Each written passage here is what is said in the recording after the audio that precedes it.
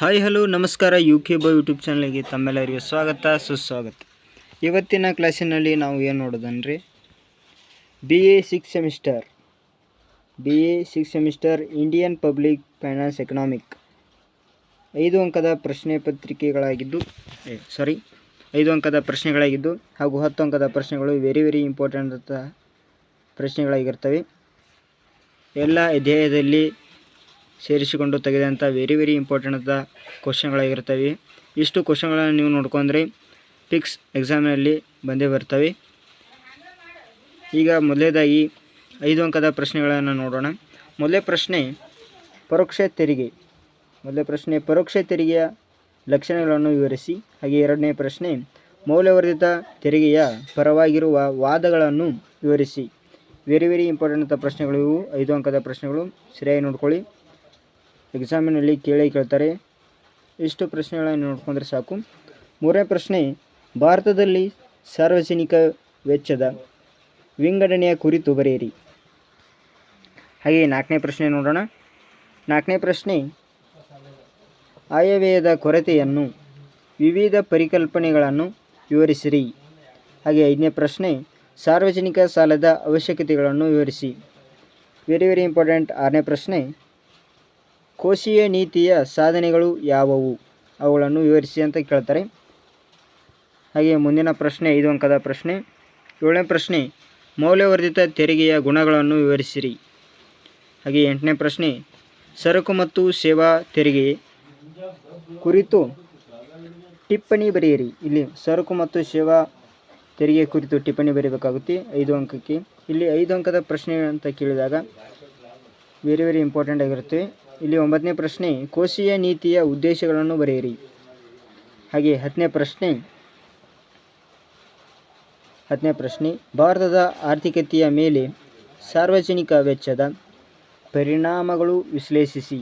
ಇಲ್ಲಿ ಸಾರ್ವಜನಿಕ ವೆಚ್ಚದ ಮೇಲೆ ಪರಿಣಾಮಗಳನ್ನು ಬರೆಯಬೇಕಾಗುತ್ತೆ. Very important. ಹಾಗೆ 11ನೇ ಪ್ರಶ್ನೆ ಸಾರ್ವಜನಿಕ ಋಣಭಾರ ನಿರ್ವಹಣೆಯ ಉದ್ದೇಶಗಳನ್ನು ವಿವರಿಸಿರಿ. ವೆರಿ ಇಂಪಾರ್ಟೆಂಟ್ ಆದಂಥ ಇಷ್ಟು 5 ಅಂಕದ ಪ್ರಶ್ನೆಗಳಾಗಿರ್ತವೆ. 11 ಪ್ರಶ್ನೆಗಳನ್ನು ನೀವು ಸರಿಯಾಗಿ ನೋಡ್ಕೊಂಡ್ರೆ ಫಿಕ್ಸ್ ಎಕ್ಸಾಮಿನಲ್ಲಿ ಔಟ್ ಆಫ್ ತೆಗಿತೀರಾ. ಹಾಗೆ ಇದು ವೆರಿ ಇಂಪಾರ್ಟೆಂಟ್ ಅಂತ ಪ್ರಶ್ನೆಗಳಾಗಿರ್ತವೆ 5 ಅಂಕದು ಎಕನಾಮಿಕ್. ಹಾಗೆ ಮುಂದಿನ ಪ್ರಶ್ನೆ 10 ಅಂಕದ ಪ್ರಶ್ನೆಗಳನ್ನು ನೋಡೋಣ. ವೆರಿ ಇಂಪಾರ್ಟೆಂಟ್ ಆಗಿರ್ತವೆ 10 ಅಂಕದ ಪ್ರಶ್ನೆಗಳು. ಇಲ್ಲಿ ಮೊದಲೇ ಪ್ರಶ್ನೆ ಭಾರತದಲ್ಲಿನ ಸರಕು ಮತ್ತು ಸೇವೆ ತೆರಿಗೆಯ ಪ್ರಮುಖ ಲಕ್ಷಣಗಳನ್ನು ವಿವರಿಸಿರಿ. ಇದು 10 ಅಂಕದ ಪ್ರಶ್ನೆ ವೆರಿ ಇಂಪಾರ್ಟೆಂಟ್ ಆಗಿರುತ್ತೆ. ಹಾಗೆ ಇನ್ನೊಂದು ವಿಷಯ ಏನಂದರೆ ನಮ್ಮ ಚಾನಲ್ನ ಸಬ್ಸ್ಕ್ರೈಬ್ ಮಾಡ್ಕೊಳ್ಳಿ. ಹಾಗೆ ವಿಡಿಯೋನ ಕೊನೆ ತನಕ ನೋಡಿ, ಎಲ್ಲೂ ಸ್ಕಿಪ್ ಮಾಡಿಬಿಡಿ. ಹಾಗೆ ನಿಮ್ಮ ಸ್ನೇಹಿತರಿಗೆ ವಿಡಿಯೋನ ಶೇರ್ ಮಾಡಿ. ಹಾಗೆ ಮುಂದಿನ ಪ್ರಶ್ನೆಗೆ ಹೋಗೋಣ. ವಿಡಿಯೋನ ಕೊನೆ ತನಕ ನೋಡಿ. ಇಲ್ಲಿ 2ನೇ ಪ್ರಶ್ನೆ ನೋಡೋಣ. 10 ಅಂಕದಲ್ಲಿ 2ನೇ ಪ್ರಶ್ನೆ ಯಾವ ರೀತಿಯಾಗಿದೆ ಅಂತ ವೆರಿ ಇಂಪಾರ್ಟೆಂಟ್. ಇಷ್ಟು ಪ್ರಶ್ನೆಗಳನ್ನು ನೋಡ್ಕೊಂಡ್ರೆ ಸಾಕು 10 ಅಂಕ ಬರುವಂಥ ಪ್ರಶ್ನೆ. ಇಲ್ಲಿ 2ನೇ ಪ್ರಶ್ನೆ ರಾಜಾ ಜೈ ಚೆನ್ನೈ ಸಮಿತಿಯ ತೆರಿಗೆ ಸುಧಾರಣೆ ಮತ್ತು ಶಿಫಾರಸುಗಳನ್ನು ವಿವರಿಸಿರಿ. 2ನೇ ಪ್ರಶ್ನೆ ವೆರಿ ಇಂಪಾರ್ಟೆಂಟ್ ಆಗಿರುತ್ತೆ. ಹಾಗೆ 3ನೇ ಪ್ರಶ್ನೆ ನೋಡೋಣ. 3ನೇ ಪ್ರಶ್ನೆ ಕೋಶೀಯ ಕೊರತೆ ಹೆಚ್ಚಳಕ್ಕೆ ಪ್ರಮುಖ ಕಾರಣಗಳನ್ನು ಚರ್ಚಿಸಿ. ಇದು 3ನೇ ಪ್ರಶ್ನೆ ವೆರಿ ಇಂಪಾರ್ಟೆಂಟ್ ಆಗಿರುತ್ತೆ. ಹಾಗೆ 4ನೇ ಪ್ರಶ್ನೆ ಕೋಶೀಯ ನೀತಿಯ ಪ್ರಾಮುಖ್ಯತೆಗಳನ್ನು ವಿವರಿಸಿರಿ. ಇಲ್ಲಿ ಪ್ರಾಮುಖ್ಯತೆ ಅಂತ ಕೇಳ್ತಾರೆ. ಇಲ್ಲಿ ಪಾಯಿಂಟ್ಗಳು ಇರುತ್ತೆ. ಸರಿಯಾಗಿ ನೀವು ಪಾಯಿಂಟ್ನ ಬರೆದು ಅದಕ್ಕೆ ಎಕ್ಸ್ಪ್ಲೇನ್ ಕೊಟ್ಟರೆ ಸಾಕು, ನೀವು 10 ಅಂಕಗಳನ್ನು ಪಡಿತೀರ. ಹಾಗೆ 5ನೇ ಪ್ರಶ್ನೆ ನೋಡೋಣ. 5ನೇ ಪ್ರಶ್ನೆ ಹಣ ಸಂಬಂಧಿತ ನೀತಿಯ ಧ್ಯೇಯ ಉದ್ದೇಶಗಳನ್ನು ವಿವರಿಸಿರಿ. Very important question. ಹಾಗೆ 6ನೇ ಪ್ರಶ್ನೆ ಮೌಲ್ಯವರ್ಧಿತ ತೆರಿಗೆಯ ದರ ಮತ್ತು ವಿರೋಧವಾದಗಳನ್ನು ವಿವರಿಸಿರಿ. ವೆರಿ ಇಂಪಾರ್ಟೆಂಟ್ ಇರುತ್ತೆ 6ನೇ ಪ್ರಶ್ನೆ. ಹಾಗೆ 7ನೇ ಪ್ರಶ್ನೆ ನೋಡೋಣ. ಮುಂದಿನ ಪ್ರಶ್ನೆ 7ನೇ ಪ್ರಶ್ನೆ ಸಾರ್ವಜನಿಕ ಸಾಲದ ವಿವಿಧ ವಿಧಗಳನ್ನು ಚರ್ಚಿಸಿರಿ. ಹಾಗೆ 8ನೇ ಪ್ರಶ್ನೆ ವೆರಿ ಇಂಪಾರ್ಟೆಂಟ್ ಆಗಿರುತ್ತೆ. 8ನೇ ಪ್ರಶ್ನೆ ಸಾರ್ವಜನಿಕ ಆದಾಯದ ವಿವಿಧ ಮೂಲಗಳನ್ನು ವಿವರಿಸಿರಿ. ಹಾಗೆ 9ನೇ ಪ್ರಶ್ನೆ ಹಣಕಾಸು ನೀತಿಯ ಸಾಧನ ಸವಿಸ್ತಾರವಾಗಿ ವಿವರಿಸಿರಿ. ಇಲ್ಲಿ ಹಣಕಾಸು ಬಗ್ಗೆ ಸವಿಸ್ತಾರವಾಗಿ ಪ್ರಶ್ನೆ ಕೇಳ್ತಾರೆ, ಹಣಕಾಸು ಬಗ್ಗೆ ಬರೀಬೇಕಾಗುತ್ತೆ. ಹಾಗೆಯೇ 10ನೇ ಪ್ರಶ್ನೆ ನೋಡೋಣ. 10ನೇ ಪ್ರಶ್ನೆ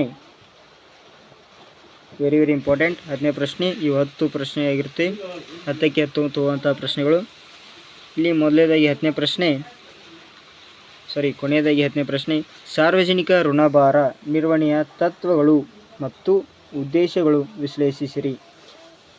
ವೆರಿ ಇಂಪಾರ್ಟೆಂಟ್ ಅಂತ ಇಷ್ಟು ಪ್ರಶ್ನೆಗಳು 5-10 ಪ್ರಶ್ನೆಗಳಾಗಿರುತ್ತೆ. ವೆರಿ ಇಂಪಾರ್ಟೆಂಟ್ ಆದ ಪ್ರಶ್ನೆಗಳು.